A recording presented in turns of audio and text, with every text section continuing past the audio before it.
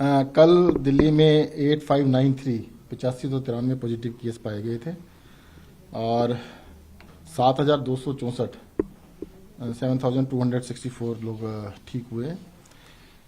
85 death हुई थी और जो डेथ का हमारा 10 दिन का एवरेज चल रहा है वो 0.99% है और अब तक का जो है वो 1.57% चल रहा है। बेड जो ऑक्यूपाइड हैं वो लगभग 8500 बेड ऑक्यूपाइड है और 8000 के करीब बेड हमारे पास अभी अवेलेबल हैं। तो सर सवाल ये उठ रहा है कि जो मौतों का आंकड़ा है वो भी लगातार बढ़ रहा है और जिस तरीके से केसेस हैं वो भी पीक में लगातार बढ़ते जा रहे हैं, हर दिन नया रिकॉर्ड है। देखिएगा, जब भी आप देखेंगे, जब पिछली बार ही पीक आया था 44,000 के करीब पीक था, उससे अब जो टेस्ट हो रहे हैं तब नंबर ऑफ टेस्ट जो थे उससे लगभग 3 गुने टेस्ट अभी चल रहे हैं। तो इसलिए ये कहना कि भाई उस पीक से कंपेयर करने के लिए थोड़ा सा फर्क पड़ेगा कि नंबर ऑफ टेस्ट बहुत ज़्यादा है, बहुत ज़्यादा टेस्ट किए जा रहे हैं। और जहाँ तक ये कि भाई टेस्ट देखो, कल भी 60,000 से ज़्यादा टेस्ट किए गए, 64,000 से भी ज़्यादा टेस्ट किए गए, जो कि मुझे लगता है टेस्ट करने का भी पीक है, रिकॉर्ड है। एक दिन के अंदर इतने ज़्यादा टेस्ट कर पाना बहुत बड़ा काम था। लेकिन ये दलील कोर्ट नहीं मान रहा है, दिल्ली हाई कोर्ट ने राय दी गई है त्योहारों के दौरान, उसको लेकर भी सवाल खड़े किए हैं दिल्ली सरकार पर। एक कोर्ट के बारे में कमेंट करना ठीक नहीं है।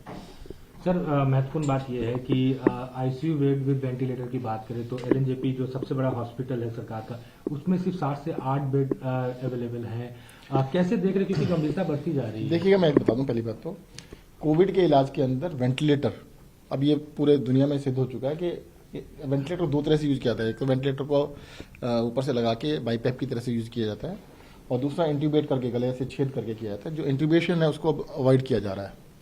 तो वेंटिलेटर की जरूरत इंट्यूबेशन में मिलनी जरूरत होती है। हमारे पास जो आईसीयू बेड्स हैं they are equally good. Ventilator bed की अब सबको क्लियर हो चुका है कि वेंटिलेशन बेड की इतनी आवश्यकता नहीं है, आईसीयू बेड्स की जरूरत है। सर, जो मौतें हो रही हैं क्या वजह है? नंबर ज्यादा हो रहे हैं इसलिए मौत हो रही है या कहीं नंबर्स की वजह कहीं से कुछ और कमी है? नहीं, देखिए, एवरेज जो है वो 1% से भी कम चल रहा है अभी तक। तो average death is less than 1% for last 10 days. कि आप मुख्यमंत्री से भी लगातार बात कर रहे हैं, संपर्क कर रहे हैं, ऐसे में क्या कोई इस तरीके की नई पॉलिसी ला रहे हैं या किसी तरीके के नए नियम ला रहे हैं जो कि अब त्योहारों में 2-3 अभी 1 हफ्ता अभी और चलेगा, तो वो त्योहारों में भीड़ कम हो, क्या इस तरीके कोई सख्ती हो, नियम पालन हो? नहीं, सख्ती के लिए हमने डायरेक्शंस दिए हैं, अपने डीएम्स को भी, पुलिस को भी कहा गया है कि भाई इसके ऊपर जो भी मास्क नहीं लगा रहे हैं, डिस्टेंसिंग का पालन नहीं कर, उनके खिलाफ सख्ती से कार्रवाई की छठ पूजा आ रहा है, घाटों पर कहा सरकार की तरफ से आदेश आया कि इस बार कोई घाटों पर जाके पूजा न करे, क्या है पूरी डिटेल्स? देखिएगा, दिल्ली सरकार ने फैसला किया है कि इस बारी जो छठ पूजा, क्योंकि छठ पूजा पानी के अंदर होती है, तो उसको घाटों पे करने से के लिए मना किया गया है।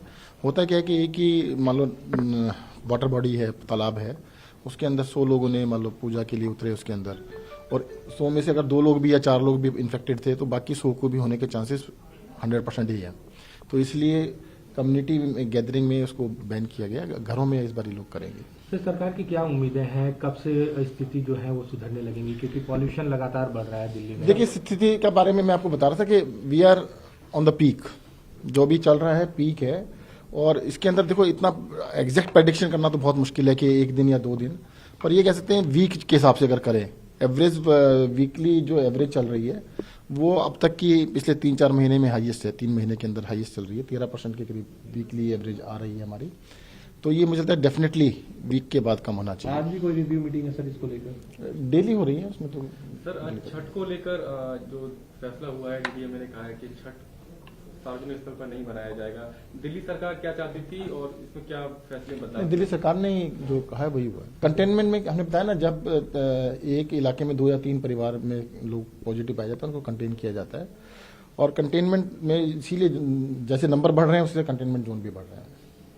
सर, कोई ठोस ऐसा कदम जो आप सरकार उठाने जा रही है इस बढ़ते नंबर को देखते हुए, अभी आपको लग रहा है कि रिव्यू में निकल के आया है? नहीं, देखिए, मुझे लगता है कि इसमें 2 ही चीजें हैं। एक है इस इन्फेक्शन को रोकना और दूसरा इसका ट्रीटमेंट। अगर इन्फेक्ट हो जाते हैं, देखो, इन्फेक्ट होने के बाद बहुत सारे लोग जो हैं 80-90% को तो होम क्वारंटाइन, होम आइसोलेशन के अंदर वो बिल्कुल ठीक हो रहे हैं, उसमें कोई दिक्कत है नहीं। 10-15% लोगों जिनको अस्पताल में जाने की जरूरत है उसको इलाज में पूरी एहतियात रखी जा रही है, पूरी मेहनत की जा रही है। तो एक तो ये कहेंगे जो होम आइसोलेशन में हो सकता है जिसका इलाज वो होम आइसोलेशन में कराएं। और देखो, दिल्ली का जो ये मॉडल था होम आइसोलेशन का, अगर ये नहीं होता तो शायद मुझे लगता है कि इस तरह के नंबर्स को कैटर कर पाना असंभव था, सोच पाना भी संभव नहीं था। देखिएगा, एक्टिव केसेस आज दिल्ली के अंदर 30,000 से भी ज़्यादा हैं। तो हॉस्पिटल में एडमिटेड लोग हैं वो 8,000 के करीब है, उसमें बाहर के लोग भी हैं, दिल्ली से बाहर के भी लोग हैं। तो वो आइसोलेशन, होम आइसोलेशन की पॉलिसी बिल्कुल सफल रही है और उसकी वजह से बहुत बड़ी संख्या में लोगों को आराम मिल रहा सर है। आपने अस्पतालों के अंदर भी देखिएगा 8,000 बेड हमारे पास अभी भी अवेलेबल हैं। समस्या आ रही है सिर्फ प्राइवेट हॉस्पिटल्स में आईसीयू बेड्स की। तो उसके लिए सुप्रीम कोर्ट ने कहा था कि हाई कोर्ट के डबल बेंच में जाइए, तो आज शायद हमारा केस सर लगा। आपने कहा सख्ती बरतेंगे, सर सख्ती बरतने के लिए क्या कोई टीम बनाई गई है कुछ और? हाँ जी, सभी डीएम्स के नेतृत्व में टीमें बनाई गई।